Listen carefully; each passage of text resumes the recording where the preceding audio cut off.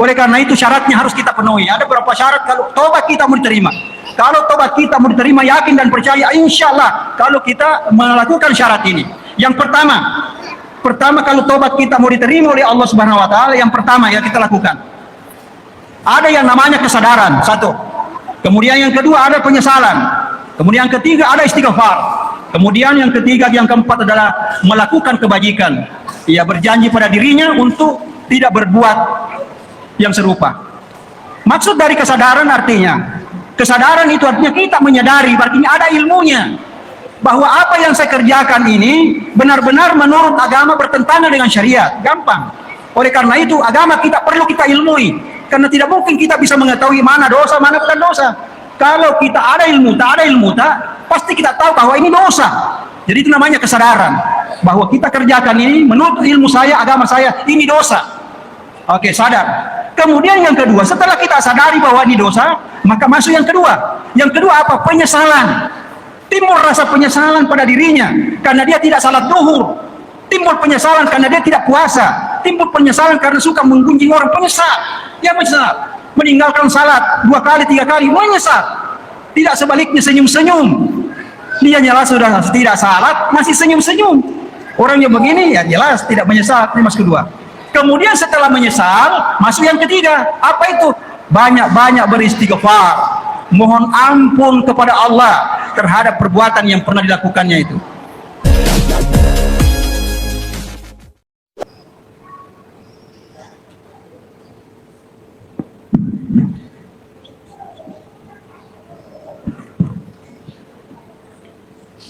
Assalamualaikum warahmatullahi wabarakatuh.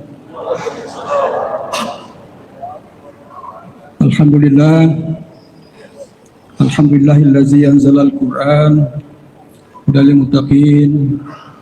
Asyhadu an la ilaha illallah wahdahu la syarikalah wa asyhadu anna Muhammadan abduhu wa rasuluh. Arsalallahu rahmatan lil alamin. Allahumma salli ala Muhammadin wa ala alihi wa ashabihi ajma'in. Alhamdulillah, bersyukur kita panjatkan kehadirat Allah Subhanahu wa taala. Karena pada malam yang berbahagia ini alhamdulillah kita sudah berada malam yang keempat bulan suci Ramadan. Mudah-mudahan amalia Ramadan kita yang telah kita lalui insyaallah dilipat gandakan pahalanya di sisi Allah Subhanahu wa taala.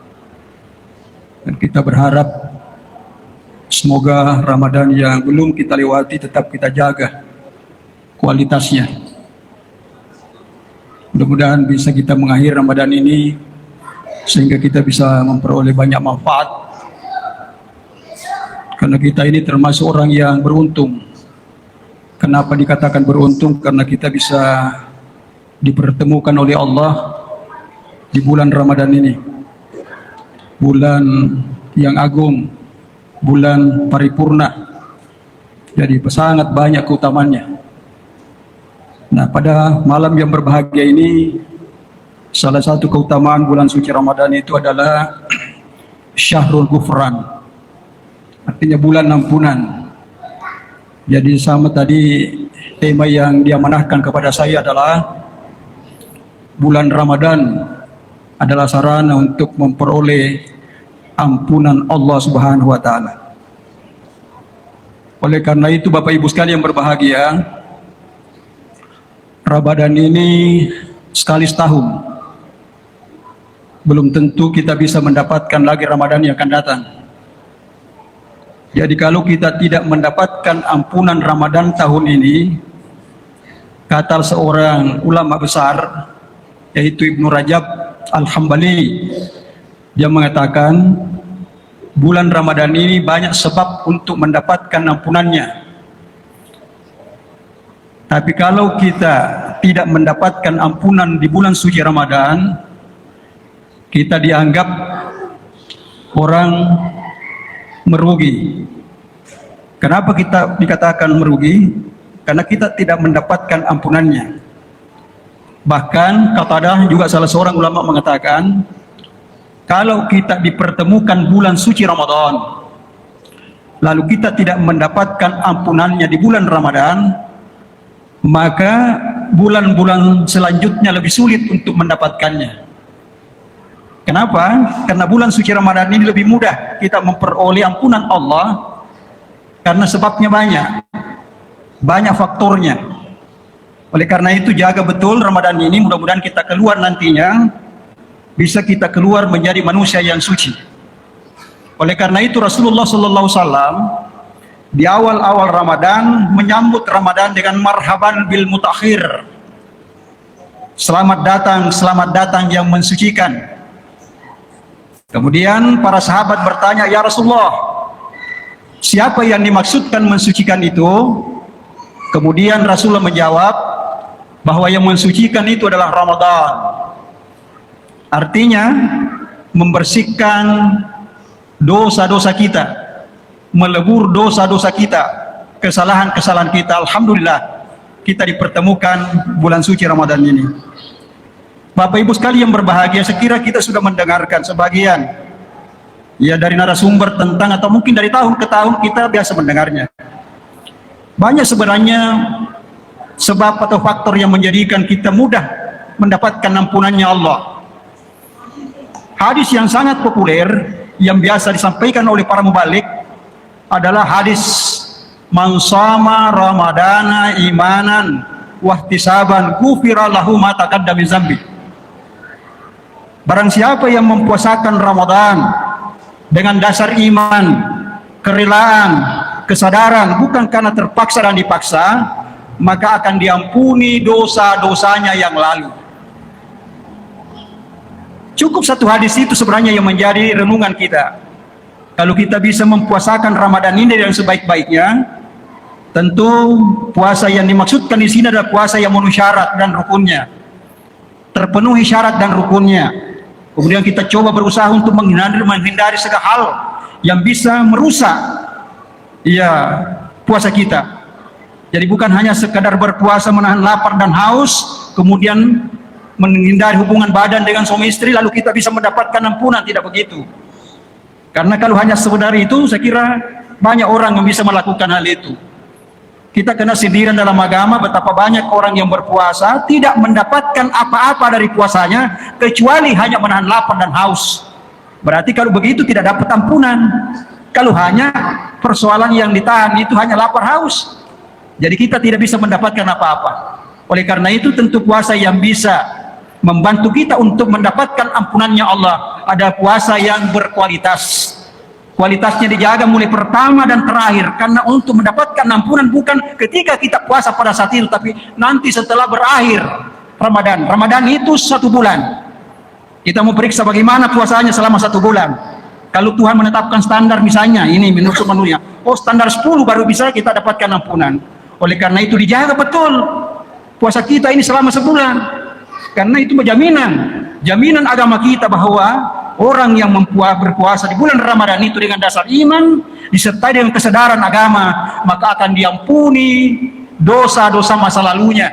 Tidak dibatasi dosa masa lalu, apa 1 tahun yang lalu, 2 tahun yang lalu, tidak ditentukan. Yang lalu. Saya kira di antara kita semua berharap seperti itu. Tidak ada di antara kita yang menjamin bahwa tidak ada dosa di antara kita, tidak ada. Kita ini adalah manusia, tidak luput yang namanya salah dan dosa. Tetapi Allah Maha Pengasih, Allah Maha Penyayang, Allah Maha Pengampun. Oleh karena itu dalam Al-Quran, sifat Allah termasuk Asmaul Husna adalah Al-Ghaffar, Al-Ghafur. Ghafar itu maha banyak memberi ampunan. Artinya seberapa banyak dosa-dosa kita, Allah pasti akan mengampuninya. Oleh karena itu di dalam ajaran agama kita bukan hanya satu tadi sebab. Puasanya diperbaiki, mulai hari pertama sampai terakhir diperbaiki puasanya. Begitu terakhir nanti, biarlah Allah yang melihat apakah puasa yang kita lakukan mulai pertama sampai terakhir berhak untuk mendapatkan ampunan atau tidak. Nah, oleh karena itu betul-betul harus dijaga. Jadi tidak boleh puasanya atas sekedar yang menggugurkan kewajiban. Yang penting puasa, padahal banyak hal, termasuk hal-hal yang bisa mengurangi pahala puasa kita, yang bisa menodai kualitas puasa kita, hendaknya dijaga. dibatasi, mata perlu dibatasi, telinga juga perlu dibatasi, mulut perlu dibatasi, pikiran perlu dibatasi, hati perlu dibatasi. Mudah-mudahan itu bisa membantu untuk mendapatkan ampunannya Allah. Selanjutnya yang kedua, memanfaatkan Ramadan ini untuk meraih ampunan Allah. Yang kedua, hadis hampir sama teksnya. Mangqama, kalian tadi mansama. Ini yang kedua, mangqama ramadana imanan wa ihtisaban ghufira lahu ma taqaddama min dzambi. Nah, sudah sangat jelas. Barang siapa yang mendirikan salat qiyam Ramadan, qiyamul lail, tarawih. Jadi tarawih, ini qiyamul lail. Ada qiyamul lail di awal malam, ada qiyamul lail 2/3 malam. Tapi yang umum kita lakukan adalah ini, tarawih. Jadi kalau kita membahas barang siapa yang menghidupkan tarawih dengan dasar iman, dengan kesadaran, maka akan diampuni dosa-dosanya, dosa-dosa masa lalunya. Coba lihat, tadi sangat jelas. Jadi ini saja kita pelihara dengan baik. Ya, qiyamul lail kita dipelihara dengan baik. Apakah tarawih namanya, apa 2/3 malam namanya, itu semua adalah qiyamul lail. Cuma ada yang awal dan ada yang 2/3 malam. Perbaiki, continue, mulai pertama alhamdulillah sampai terakhir. Iya, 30 kali mulai pertama. Setelah terakhir nanti Allah yang menilai apakah ini wajar, menolong dirinya untuk mendapatkan ampunan Allah. Bukan kita. Yang penting bagi kita hanya berusaha untuk itu. Tetapi sarananya untuk mendapatkan sudah ada, tergantung dari kita. Oleh karena itu, iya, bergembiralah. Nah, karena saya katakan tadi, kalau kita tidak mendapatkannya itu berarti kita bernasib buruk. Karena Ramadan ini mudah untuk mendapatkannya, tetapi kita tidak memperolehnya, maka di bulan lain lebih sulit lagi untuk mendapatkannya. Oleh karena itu dalam ajaran agama kita, dalam Al-Quran banyak sekali doa-doa yang harus kita lafazkan untuk memohon doa kepada Allah. Ya, kalimat istighfar saja, cukuplah istighfar saja kita ucapkan banyak-banyak. Karena Rasulullah istighfarnya itu 70 sampai 100 kali. Istighfar saja, astagfirullah, astagfirullah, astagfirullah. Itu istighfar itu 2 pesan yang disampaikan di situ. Ada 2 permohonan yang kita mohonkan melalui istighfar itu. Apalagi di bulan Ramadan ini. Satu permohonan kita, mudah-mudahan aib-aib kita ditutup oleh Allah Subhanahu wa taala. Jangan dibongkar, jangan dipermalukan kita, disembunyikan oleh Allah. Terus terang saya secara pribadi, kalau Allah membongkar aib saya, tidak mungkin saya bisa bicara di sini. Pasti akan Bapak Ibu mengatakan, untuk apa Pak Tahir bicara di atas? Nah, banyak juga aibnya. Tapi alhamdulillah melalui istighfar itu ditutupi kekurangan kita, ditutupi kesalahan masa lalu kita. Jadi itu istighfar. Yang kedua adalah makna istighfar yang kita mohonkan itu adalah mudah-mudahan Allah mengampuni segala dosa-dosa kita, segala kesalahan-kesalahan kita yang lalu-lalu. Dan insya Allah kalau ini diampuni, ya peluang kita untuk mendapatkan surganya Allah. Oleh karena itu, di bulan Ramadan ini pintu surga tertutup, pintu surga terbuka, mohon maaf, pintu neraka tertutup. Artinya memberi kesempatan kita untuk semua untuk melakukan yang namanya kebaikan-kebaikan. Mudah-mudahan kebaikan itu yang mengantarkan kita masuk surga, mudah-mudahan. Oleh karena itu, Bapak Ibu sekalian berbahagia, Ramadan hadir untuk mensucikan kita semua. Ibarat manusia yang baru lahir, kita lahir dalam keadaan bersih, mudah-mudahan nantinya insya Allah kembali juga dalam keadaan bersih. Kita sekira mau seperti itu. Kita lahir dalam keadaan bersih, mudah-mudahan kembali menghadap kepada Allah juga dalam keadaan bersih. Bapak Ibu sekalian berbahagia. Apalagi kira-kira sarana atau ibadah yang kita lakukan supaya kita bisa mendapatkan ampunan Allah, ampunannya Allah. Ternyata salat yang dilakukan itu dari waktu ke waktu, dari Jumat ke Jumat, sampai bertemu Ramadan ke Ramadan. Kemarin Ramadan, masuk lagi Ramadan. Kita lakukan salat itu secara kontinu terus menerus. Itu juga bisa melebur dosa kita selama kita tidak melakukan dosa besar. Jadi pelihara salat tak, supaya Ramadan kemarin ketemu lagi Ramadan ini, nanti keluar Ramadan pelihara lagi sampai bertemu Ramadan yang akan datang. Insya Allah yang namanya dosa-dosa kecil akan gugur dengan sendirinya selama kita tidak melakukan perbuatan atau dosa besar. Tidak terlalu sulit. Ya, saya kira dosa besar itu yang kita sudah tahu semua. Ada yang namanya syirik, ada yang namanya fasik. Syirik itu mempersekutukan Allah, fasik itu melupakan Allah, lupa salat, itu lupa Allah namanya. Kemudian tidak salat itu juga dosa besar. Makan barang haram juga itu dosa besar. Durhaka pada orang tua dosa besar, banyak dosa besar. Oleh karena itu sedapat mungkin kita hindari yang namanya dosa-dosa kecil. Insya Allah salat dari waktu ke waktu sampai ke Ramadan, insya Allah akan gugur dengan sendirinya. Saya kira saya katakan tidak terlalu sulit mendapatkan ampunannya Allah. Tetapi yang berhubungan dengan dosa besar tidak cukup dengan istighfar, tidak cukup. Jangan mengatakan kita tidak salat astagfirullah, tidak begitu. Istighfar itu ada dua. Ada istighfar sifatnya preventif, pencegahan. Di pikiran saya mengatakan saya mau berbuat seperti itu, kemudian saya tangguhkan untuk tidak melakukannya. Saya istighfar, astagfirullah, pencegahan namanya. Tetapi kalau kita sudah melakukannya, misalnya berbuat mesum atau apa namanya korupsi dan lain sebagainya, tidak cukup dengan istighfar, maka perlu dengan bertobat. Tobat artinya dalam bahasa Arab itu tabah. Tabah artinya itu kembali. Kembali artinya kembali dari sesuatu menuju kepada sesuatu. Misalnya kembali dari musyrik menuju kepada tauhid. Kembali dari perbuatan keji atau celah tercela kepada perbuatan perbuatan yang baik. Kembali dari yang zalim menjadi kepada yang taat. Kembali kepada dari yang dibenci Allah menjadi yang diridai Allah. Jadi istilah begitu. Kita kembali dari negatif menuju kepada positif. Semua seperti itu kita kembali. Oleh karena itu syaratnya harus kita penuhi. Ada beberapa syarat kalau tobat kita mau diterima. Kalau tobat kita mau diterima, yakin dan percaya, insya Allah kalau kita melakukan syarat ini. Yang pertama kalau tobat kita mau diterima oleh Allah Subhanahu Wa Taala, yang pertama yang kita lakukan ada yang namanya kesadaran, satu.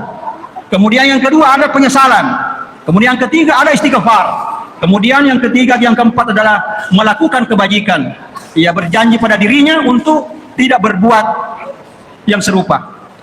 Maksud dari kesadaran artinya, kesadaran itu artinya kita menyadari, artinya ada ilmunya, bahwa apa yang saya kerjakan ini benar-benar menurut agama bertentangan dengan syariat. Gampang. Oleh karena itu agama kita perlu kita ilmui, karena tidak mungkin kita bisa mengetahui mana dosa, mana bukan dosa. Kalau kita ada ilmu, pasti kita tahu bahwa ini dosa.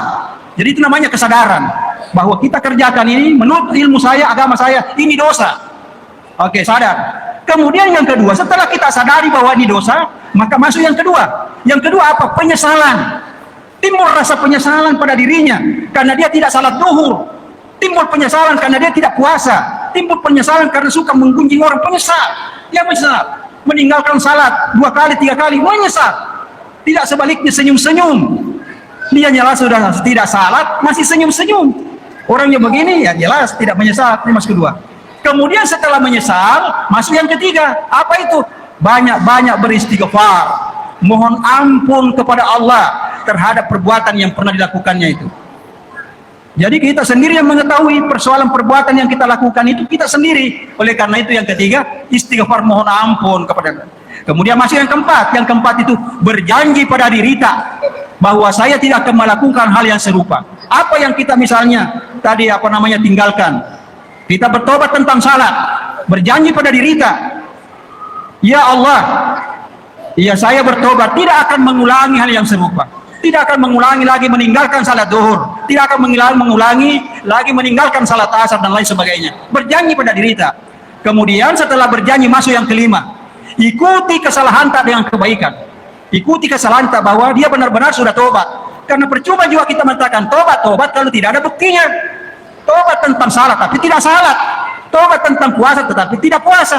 Tobat tentang korupsi tetapi dia masih tetap korupsi. Artinya diikuti dengan kebaikan. Bagaimana orang yang tobat? Jaminannya dalam agama sangat jelas. Kata agama kita, man taba wa amana wa amila amalan shalihan faulaika yubaddilullahi tim hasanah. Man taba wa amana wa amila amalan shalihan faulaika yubaddilullahi sayyi'atim hasanah. Barang siapa yang bertobat kemudian dia beriman kepada Allah dan beramal saleh, maka keburukan-keburukan masa lalunya digantikan oleh Allah dengan kebaikan. Saya kira mudah sekali.